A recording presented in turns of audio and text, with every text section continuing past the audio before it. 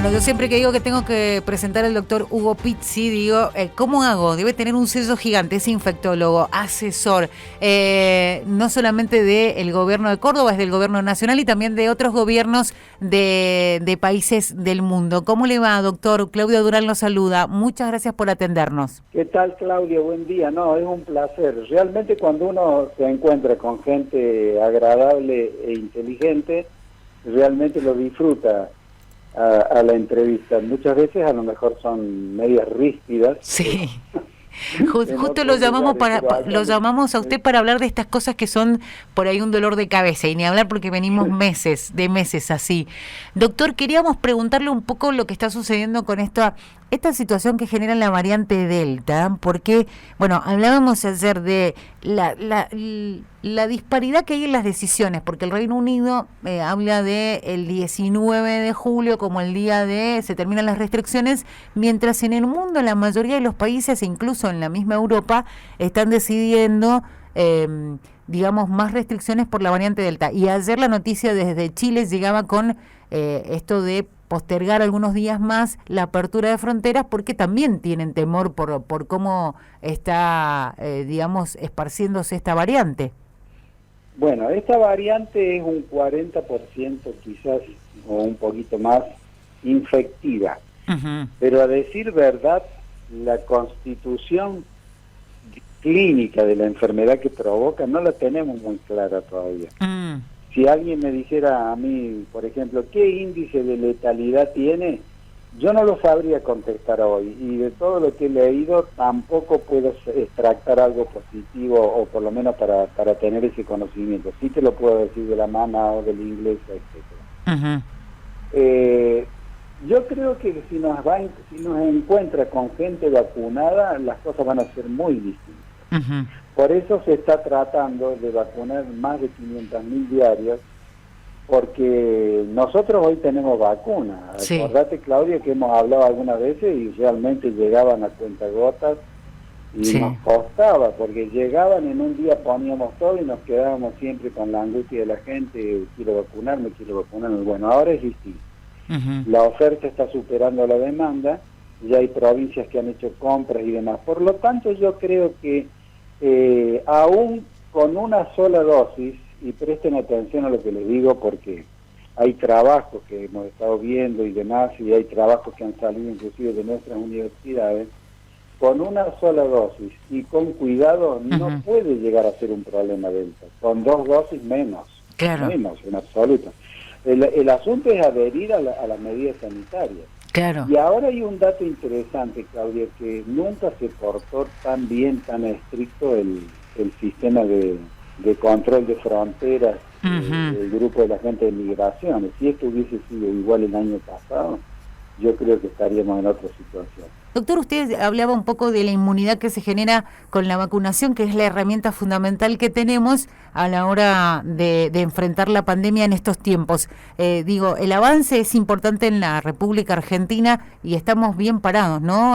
¿Cuál es la evaluación que hace usted? Sí, al día de hoy el diagnóstico de situación es bastante interesante, porque hay millones de vacunas. Uh-huh. Primero, que hay 2 lugares donde se está fabricando en nuestro país, y segundo, porque están llegando partidas constantemente, y nadie debe olvidarse de que hay 3 provincias, o 4 creo que son ya, que compraron por su cuenta la CanSino, que es una asociación de Canadá con China, muy buena vacuna.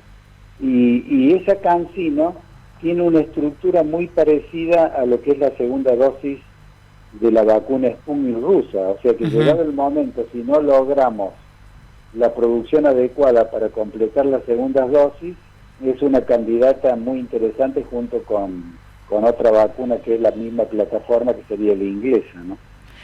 Usted, que es el experto, le vamos a consultar algo que incluso nos surge a nosotros como duda cada vez que vemos el reporte del Ministerio de Salud de la Nación. Sabemos que, si bien hay una meseta en los nuevos contagios, se han dado en este último tiempo y en esta nueva ola más contagios que en otras oportunidades. Digo, proporcionalmente la cantidad de fallecidos, que es alta, ¿tiene que ver con eso, con la mayor cantidad de contagios, o con qué? Porque eso es un gran interrogante que por ahí se nos genera a partir de estas cifras. Bueno, el tema de la cantidad de muertos que nosotros tenemos corresponde antes del DNU. O sea, ese es el grupo que estaba internado, que hacía 20, 25 días, 30 días internado con el respirador. Y nosotros sabemos, Claudia, y es triste lo que voy a decir, pero que no todos los que están con respirador salen bien.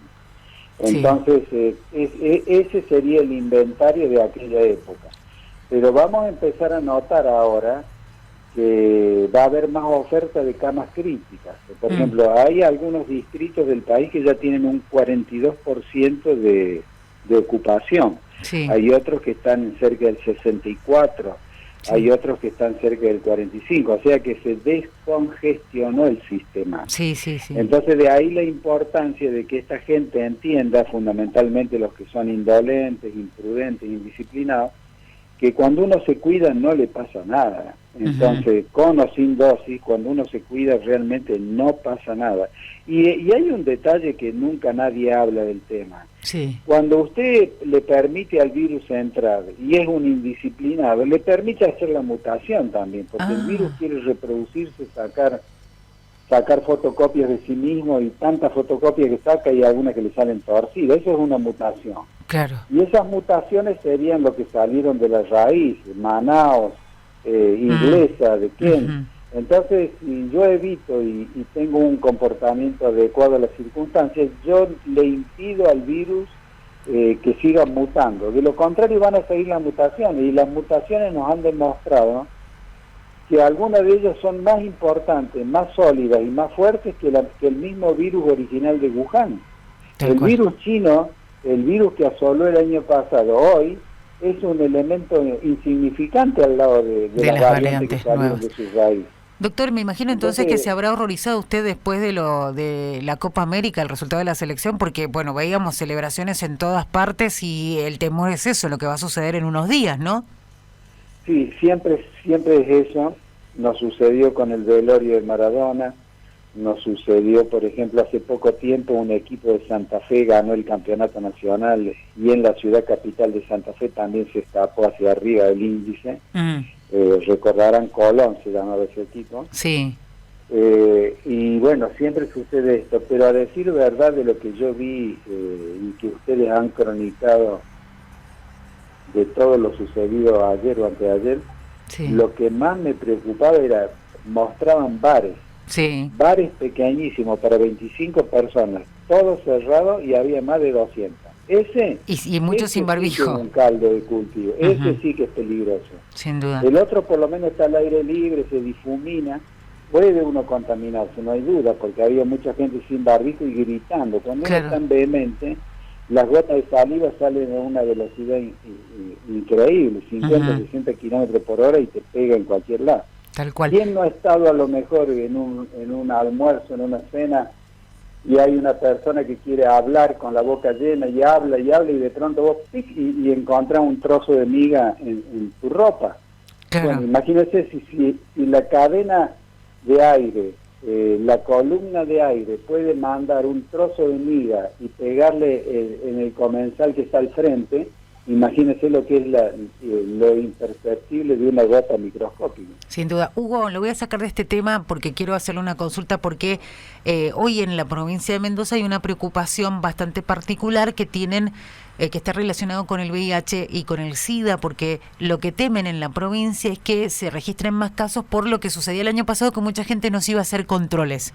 Es una de las situaciones que se ha generado, o porque tal vez se relajaron en el tema preventivo. ¿Qué opina usted de esto?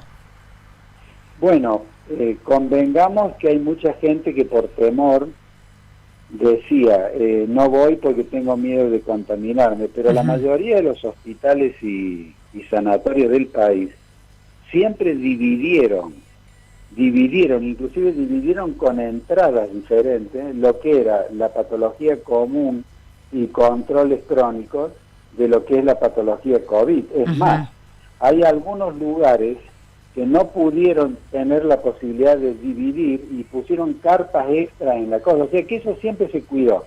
No hay que tener miedo, hay que acudir a los controles, hacerse los análisis y demás, está todo protocolizado. Usted va a entrar por otro lado, no va a tener problemas, no hay riesgo de que va a salir contaminado. Al contrario, usted acuda con su alcohol en gel en la manito, con el barbijo puesto, y va a ver de que el médico y las enfermeras tienen más preocupación que usted para cuidarse de ellos y para cuidarlo a usted. O sea que no hay que tenerle miedo a eso, hay que acudir a todos los controles. Bueno, muchísimas gracias, doctor. Como siempre, le mandamos un abrazo muy, muy grande y afectuoso desde acá de nuestra radio y bueno, estaremos en contacto para seguir analizando la pandemia.